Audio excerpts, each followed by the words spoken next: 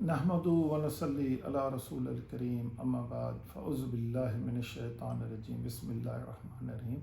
محترم ناظرین، آج ہم 22واں پارہ اس کے مضامین آپ سے بیان کریں گے۔ اس پارے میں کے 4 حصے ہیں۔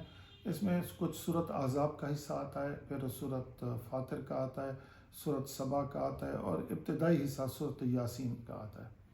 سورۃ احزاب کے جو بقیہ حصے میں یہ 4 باتیں اللہ نے بیان فرمائیں، اس میں ازواج مطہرات کے لیے 7 احکام ہیں اور مسلمانوں کی 10 صفات اس میں بیان کی گئی ہیں۔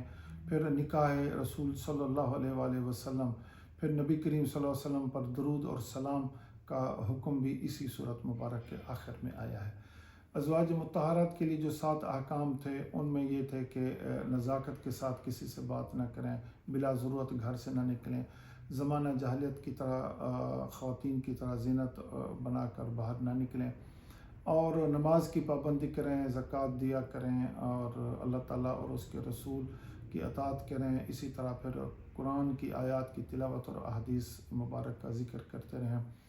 اسی طرح اسی صورت میں پھر 10 مسلمانوں کی صفات بیان کی گئی ہیں۔ ان 10 صفات میں نمبر 1 پہ نکاح رسول صلی اللہ علیہ وسلم کا تذکرہ کیا گیا۔ اسی صورت مبارک میں حضرت زید بن حارثہ اور آپ صلی اللہ علیہ وسلم کی پھوپھی ذات بہن حضرت زینب کے نکاح کا بھی تذکرہ فرمایا گیا ہے، اور اس کے بعد پھر نبی کریم صلی اللہ علیہ وسلم کو پر درود کا حکم بھی اسی صورت مبارک میں آیا گیا ہے، اور آگے پھر سورۃ سبا ناظرین شروع ہوتی ہے اور یہ مکمل صورت اسی پارے میں ہے۔ اور سبا میں 2 باتیں اللہ رب العزت نے بیان فرمائی ہیں، ان میں حضرت داؤد علیہ السلام اور حضرت سلیمان علیہ السلام کا قصہ ہے، اور اہل سبا کے غرور اور تکبر کا بیان ہے، اور اسی طرح پھر آگے سورۃ فاتر آ جاتی ہے اور اس کا ابتدائی حصہ پوری صورت ہے یہاں پر۔